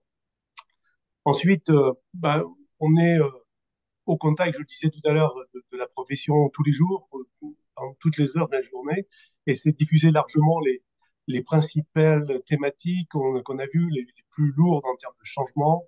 Et ça, j'ai déjà vu des confrères le faire et nous-mêmes le faire chez Sonepar. C'est des journées techniques, des salons, des webinaires. Donc voilà, tout se met en place au niveau distribution pour accompagner le mouvement de manière très capillaire, très, très diffuse. Un autre aspect que nous travaillons, je crois chaque adhérent Coedis le fait beaucoup, c'est adapter notre logistique, nos stocks. On l'a vu, de nouveaux produits apparaissent, les disjoncteurs type EF, des nouveaux systèmes qui vont être plus stockés dans nos centres logistiques, plus stockés dans nos agences AJ0 pour répondre justement à cette demande de la norme qui est à la fois une demande d'exigence qualité, mais aussi d'exigence produit. Et puis, un peu plus tard, je pense qu'on aura besoin aussi de faire des petites séances de formation avec les clients pour éventuellement dans les derniers mois de l'année, enfin, à partir de juin, juillet 2025, bien s'assurer que tout le monde a bien compris. Donc en clair, nous, Coedis, on va assumer ce rôle de facilitateur qu'on a au sein de la filière et faire que cette norme soit utilisée et puis utilisée dans le bon sens parce qu'on va enrichir le panier de l'installateur et on va permettre à la profession de grandir encore plus. Voilà ce que nous allons vous aider au niveau de Coedis. Merci Pascal. Nous passons maintenant à la réponse de la CAPEB en la personne de Gilles Mellet, président des métiers de l'électricité. Bonjour à tous, merci Stéphane pour cette prise de parole. Je voudrais déjà dans un premier temps me présenter. Donc Gilles Mellet, je suis maître artisan électricien dans le Maine-et-Loire et je suis donc également président des métiers de l'électricité au sein de la CAPEB au niveau national. Donc, la CAPEB, c'est quoi? C'est 93 départements où nous sommes présents en tant que CAPEB. C'est également 12 CAPEB régionales, bien sûr une CAPEB nationale, et on représente plus de 61 000 entreprises. Et nous sommes là, bien sûr, pour représenter, défendre et promouvoir nos métiers, donc des intérêts qui sont les nôtres en tant qu'artisans du bâtiment. Si tu peux passer. Les métiers d'électricité, forcément, on est acteur aussi au niveau de la CAPEB pour accompagner l'ensemble de nos adhérents, mais pas que, parce que ça représente aussi les ensembles des entreprises d'électricité qui sont sur le territoire français et outre-mer également. Évidemment, on a beaucoup de nouveaux usages, on en a parlé, tout ce qui est RVE, photovoltaïque, important aussi la sécurité électrique des bâtiments, toutes les solutions connectées. Nous sommes dans des métiers qui ne cessent d'évoluer dans les technologies, donc d'où l'importance aussi de participer à tous ces travaux. On est en étroite relation avec l'ensemble de la filière, donc Promotelec. Je remercie aujourd'hui d'avoir organisé ce webinaire pour informer sur les nouveautés de cette norme NFC 1500 qui est pour nous hyper importante. Consuel, bien sûr, qui est un acteur incontournable sur nos installations électriques à l'ITA. Ignes, qui représente forcément tous les fabricants modulaires, et je remercie leur participation également à ce webinaire qui ont pu nous éclairer sur ces nouveautés. Coedis, bien sûr, avec la présence aujourd'hui, ce n'est pas, mais tout l'ensemble de la distribution. Ça, c'est pour nous aussi un des biais hyper importants. Cicabel, ben voilà, c'est ce que l'on installe tous les jours et bien sûr, il va falloir qu'on se renseigne beaucoup plus sur la partie nouveauté au niveau des câbles, les syndicats d'éclairage avec lesquels il faut qu'on avance également sur différents sujets. Voilà, on travaille également sur l'ensemble des secteurs. On est présent, nous, CAPEB, des métiers d'électricité sur les différents sujets qui nous concernent dans nos métiers. Et on a participé également lors des travaux du 15 sur la révision de la NFC 1500. Et c'était un de nos conseillers professionnels, Christophe Clément, qui y a participé. Voilà, pour nous, les partenariats sont importants. On peut se rendre compte que voilà, la filière souhaite œuvrer pour former, informer nos entreprises. C'est hyper important. Le travail est en cours avec Consuel, bien sûr. Il va y avoir des interventions qui vont être réalisées dans nos CAPEB départementales, mais pas que, également avec nos différents partenaires actuels comme Sonepar et Aguerre. Le but, bien sûr, c'est de pouvoir appréhender cette nouvelle norme. On a pu voir avec la présentation de Bruno de chez Consuel qu'il va y avoir une période peut-être qui peut sembler longue, mais c'est déjà maintenant qu'il faut absolument s'intéresser et se former et faire le choix de passer avec cette nouvelle NFC 1500 avec la conception sous sa forme des 21 normes, les différents supports qu'on va pouvoir obtenir. Et voilà, je vous encourage bien sûr à vous intéresser très sérieusement à tout ça. Et croyez-moi, on va vous aider en tout cas à œuvrer dans ce sens-là. Voilà. Merci. Merci Gilles. Je repasse alors, Bruno, la parole. Tu veux rajouter un Est-ce que tu point? veux ajouter quelque chose pour Consuel, Bruno? Oui, alors en synthèse et de manière très synthétique, une installation électrique qui est en sécurité, fonctionne correctement et adaptée aux besoins, elle repose sur 4 piliers essentiels. L'un de ces piliers, c'est bien évidemment la vérification, le contrôle, qui est la mission de l'organisme que je représente aujourd'hui. Mais pas uniquement. Il faut aussi une norme d'installation qui soit claire et complète. Ben, c'était le sujet de notre webinaire de ce matin. Il faut des normes produits qui soient également adaptés, des produits de qualité. On en a évoqué certains ce matin, des luminaires, des types de DDR, des AFDD. Et le quatrième pilier, c'est les professionnels qui mettent en œuvre ces installations. Nous avons besoin de professionnels compétents et donc ce sera mon message clé, c'est profitons collectivement du délai qui nous est laissé pour se former, nous former, formez-vous à cette nouvelle série de normes NFC 1500 sans attendre pour réaliser des installations électriques de qualité. Merci Bruno. Angélique Branton pour Ignes, est-ce que je vous laisse vous présenter et présenter la réponse d'Ignes par rapport à cette nouvelle norme? Merci, et bien bonjour à tous. Donc Angélique Branton d'Ignes. Ignes, peut-être en 2 mots, qui sommes-nous? Gilles en a touché quelques mots juste avant, mais nous sommes l'Alliance des industriels qui propose des solutions électriques et numériques pour donner vie et animer le bâtiment, et tout cela au service de ses occupants. Aujourd'hui, vous avez pu entendre plusieurs de nos adhérents qui sont intervenus au cours de ce webinaire. Bien sûr, nous restons tous à votre disposition pour apporter des compléments d'information. Par exemple, sur notre site internet, vous pouvez retrouver une synthèse des principales modifications qui vous ont été présentées par nos adhérents. Et également, vous aurez accès aux 3 fiches d'identité qui ont pu être évoquées notamment par Laurent au cours de sa présentation. Donc, 3 fiches qui ont vocation à expliciter les risques couverts par chaque dispositif de protection de l'installation électrique. Donc aujourd'hui, on a fait 3 fiches. La première qui concerne la protection différentielle, la deuxième, le parafoudre, et la troisième, le protecteur d'arc. Et donc, dans ces fiches, vous trouverez aussi les informations sur où installer ces produits et quelle est leur fonction.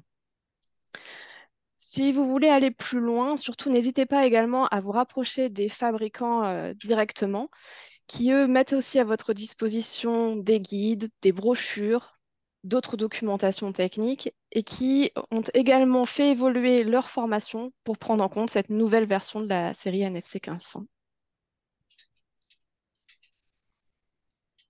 Merci. Merci Angélique. Francis pour le CICABEL. Rebonjour.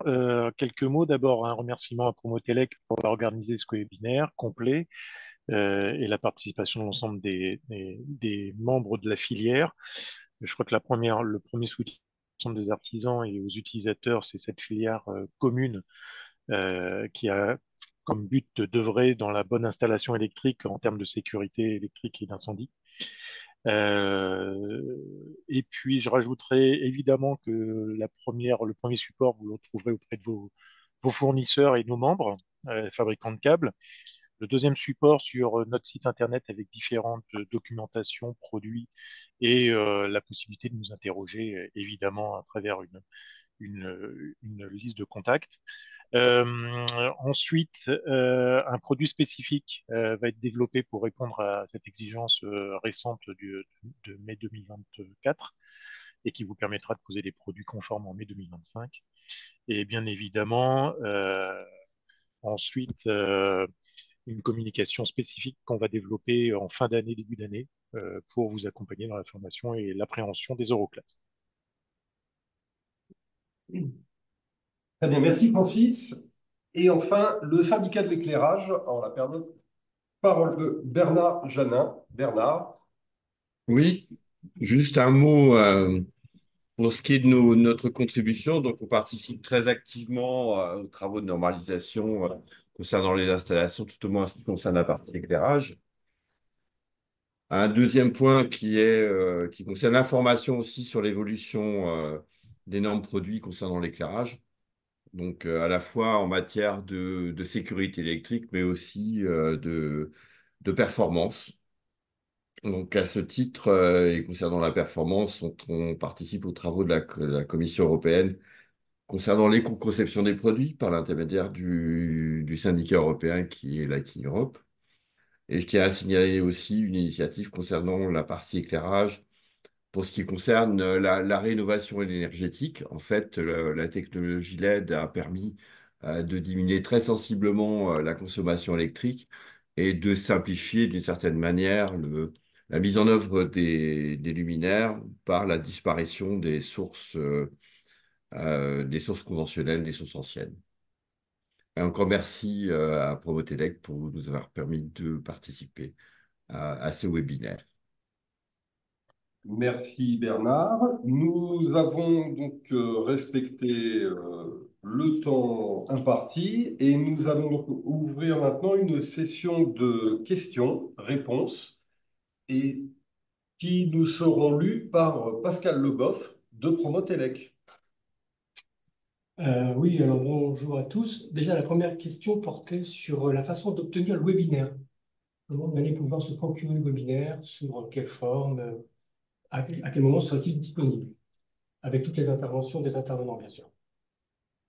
Alors, pour l'instant, ce que nous pouvons vous confirmer, c'est que le webinaire a été enregistré et qu'il sera probablement mis en ligne et relayé par chacune des organisations présentes prochainement, une fois que nous aurons terminé et mis en forme. Aussi, nous allons donc corriger les petites coquilles et vous proposer un PDF de ce document que nous mettrons en téléchargement sur le site de Promotelec. Pascal. Oui, alors pas mal de questions également portaient sur la date d'application de la norme NFC 1500, même si ça a été traité à plusieurs reprises par Bruno, notamment lors de son dernier, sur sa prise. Mais je pense qu'il est important de rappeler effectivement c'est quoi les dates, les grandes dates, et quelles sont comment pouvoir appliquer cette nouvelle C1500, justement. Bruno, tu veux répondre?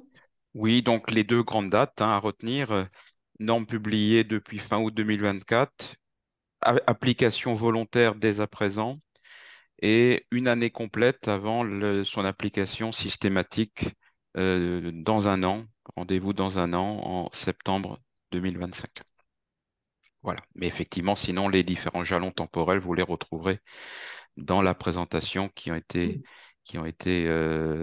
sera mise à disposition par Promotelec. Et en parallèle, Consuel, évidemment, la frise que vous avez vue, Consuel est en train de communiquer à l'externe par rapport à cette frise de manière à ce que l'ensemble des acteurs aient le même niveau d'information. Merci Bruno. Une question portait également sur est-ce que la pose d'un protecteur d'arc est obligatoire? Alors, c'était complété, pardon, Stéphane, par une question supplémentaire qui disait est-ce qu'on peut le mettre en série et protéger plusieurs départs? Xavier, pour Ignès. Alors, je reprends la question, parce qu'il y a donc deux questions. On va les prendre dans l'ordre. Pardon, j'ai perdu la question dans le fil. Il y en a beaucoup. Xavier, est-ce que vous pouvez parler un tout petit peu plus fort? Oui, vous m'entendez ou pas? Vous Oui. m'entendez? Oui. Je règle un tout petit peu le son. Alors, est-ce que la pose d'un protecteur d'arc est obligatoire? La réponse est non, puisque c'est une recommandation. Et la norme précise en fait les conditions de réglementation dans la partie 442. Donc ça, c'est pour cette première réponse. En deuxième réponse, alors c'est un petit peu mis en dedans. J'ai complété d'ailleurs, si souhaitent les personnes, j'ai complété les éléments dans le chat directement. pour compléter, donc l'appareil vient en complément d'un DDR. Alors, il peut venir en complément d'un DDR. Il existe néanmoins aussi des produits tout en un, donc qui font à la fois DDR et protecteur d'arc. Je précise qu'il s'installe à l'origine du circuit terminal à protéger. Il ne peut pas protéger par contre un groupe de circuits terminaux.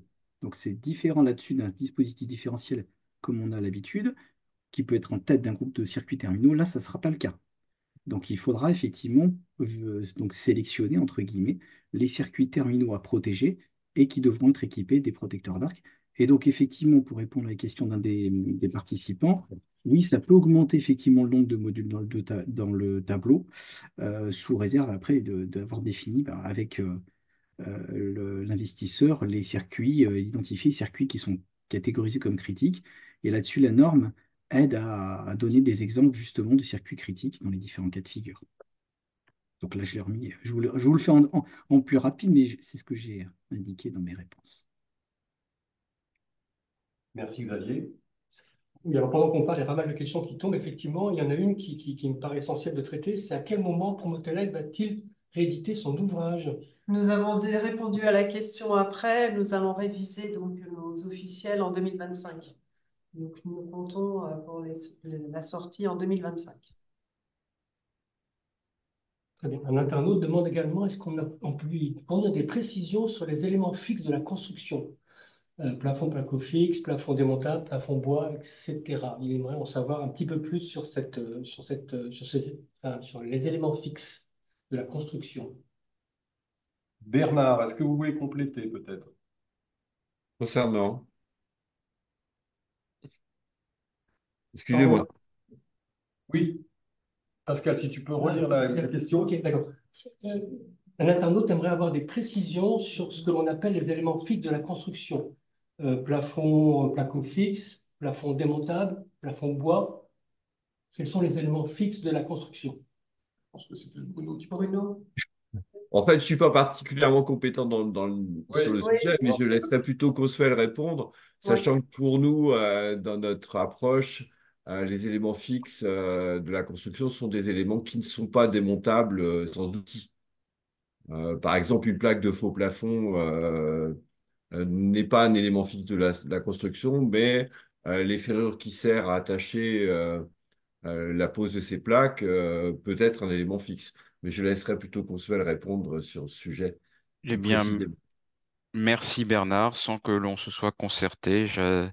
En lisant la question dans les QNR, je rejoins tout à fait ta réponse. Éléments fixes de la construction, c'est des éléments soit non démontables, soit qui ne sont démontables, je dirais, uniquement à l'aide d'une clé ou d'un outil, étant donné que voilà, des plaques de faux plafond qui est uniquement sans outil ne sont pas des éléments fixes de la construction. Ma réponse va dans le même sens que toi, effectivement. Merci. Une question également portait sur une prise green-up. C'est quel mode?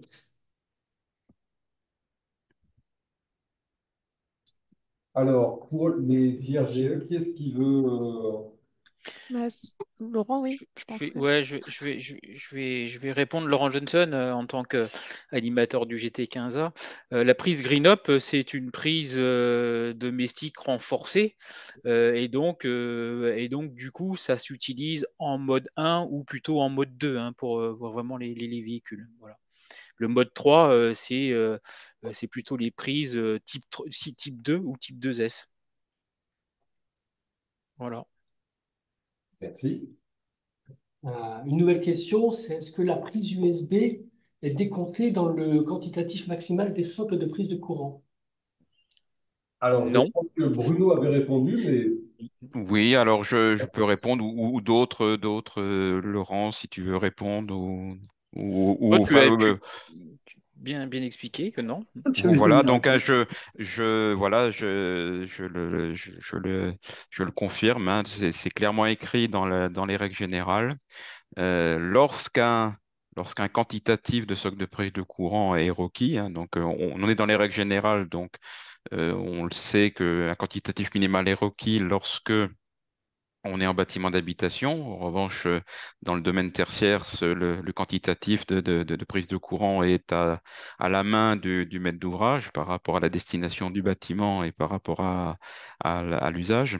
Donc, à la question posée, non, le fait d'avoir des prises USB, une ou plusieurs prises USB sur un circuit prise de courant n'intervient pas dans le décompte ni minimal ni maximal des socles de prise de courant ni pour ce circuit, ni pour le quantitatif requis dans la pièce ou le local dans lequel les prises sont implantées.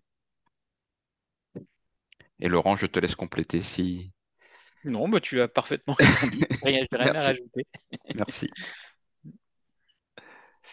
Un internaute nous pose également la question de savoir s'il y a un classement en feu des différents conduits, IRL, ICTA, etc. Alors, qui veut se lancer? Je peux me lancer, je ne suis pas spécialiste du sujet, mais pour l'instant, tout ce qui est hors conducteur isolé et câble n'est pas soumis aujourd'hui à la partie réglementation sur les Euroclasses. Donc, sur ces produits-là, rien n'a changé. En fait, on a toujours, au niveau des normes produits, un certain nombre de tests qui sont définis, et typiquement fil incandescent ou autre, en fonction du type de produit. Et pour l'instant, c'est une des distinctions à faire, hein. En fait, les Euroclasses ne concernent pas l'ensemble de ce qu'on appelle canalisation, hein. Les Euroclasses concernent uniquement la partie conducteur isolé et câble. Pour le reste, pas de changement. Parfait. Ok, je continue. Donc, est-ce que les nouveaux points donc, qui ont été modifiés par la norme LC 1500 vont avoir des impacts sur la 18510 pour les formations en habilitation électrique? Ah. Alors, Je peux répondre là-dessus.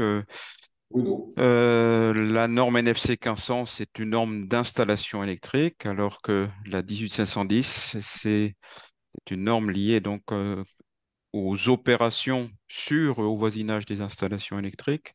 Donc il n'y a pas de lien. Il n'y a pas de lien entre chacune des deux normes, hein. Euh, la NFC 1500, c'est un référentiel pour réaliser des installations électriques en sécurité, qui fonctionne correctement et adapté aux besoins. La NFC 1910, elle vient en appui de l'habilitation électrique d'une personne qui intervient à titre professionnel sur au voisinage d'une installation électrique et qui, en vertu du Code du travail, doit être habilitée pour cela. La C18510 évolue elle-même périodiquement. Elle a encore récemment, au mois de juin, fait l'objet d'amendements. Mais de mon point de vue, les deux normes ont chacune leur rôle respectif. Et à ma connaissance, je n'identifie pas d'évolution de la NFC 1500 qui pourrait impacter directement la NFC 18510. L'objectif de 18510, c'est que les opérations sur au voisinage des installations se fassent en toute sécurité pour le salarié.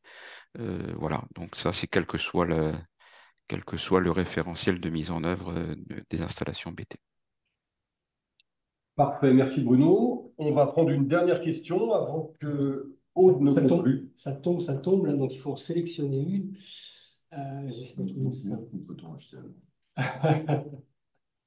Voilà, une question pour Consuel, je pense. Y a-t-il des règles pour les baignoires et douches, mais pas de mise à jour par rapport aux éviers lavabo? J'avoue que qu'est-ce qu'un évier lavabo? Alors, de manière très, très, très simple, la seule évolution qui concerne les locaux et baignoires ou douches, je l'ai évoqué, ça a été de l'introduction de la définition d'un receveur de douche dans le titre 2 de la NFC 1500. Hormis ce point, il n'y a aucun autre changement pour les règles relatives à ces locaux avec baignoire ou douche, que ce soit dans la NFC 1507-701 ou dans la NFC 1500-10 pour les logements. Et après, un invariant qui n'a pas changé, c'est la présence d'une baignoire ou d'une douche qui introduit la notion de volume de sécurité autour, volume 0, volume 1, volume 2. En revanche, la présence d'un lavabo ou d'un évier ne génère pas la création de volume autour de lui, étant donné qu'une personne n'est pas censée se baigner, je dirais, dans un lavabo ou dans un évier. Voilà. Une dernière question en Oui. conclusion, alors, c'est où peut-on se procurer la norme? Des gens récurrents? Ben, enfin, sans parler en lieu et place de l'AFNOR, mais donc auprès d'AFNOR Édition, qui est je dirais l'organisme. Alors, les textes normatifs ont été élaborés au sein de AFNOR Normalisation et maintenant il revient à AFNOR Édition de mettre à disposition, c'est ce qui est déjà le cas aujourd'hui via sa boutique, chacune des normes de cette nouvelle série NFC 1500 sous différents formats. Voilà, mais là, je dirais c'est la prérogative d'AFNOR Édition. On a évoqué le format papier, le format PDF. Mais les nouvelles technologies et de l'information communication ouvrent la voie à d'autres formats plus interactifs. Parfait. Merci à tous. Nous allons donc conclure ce webinaire.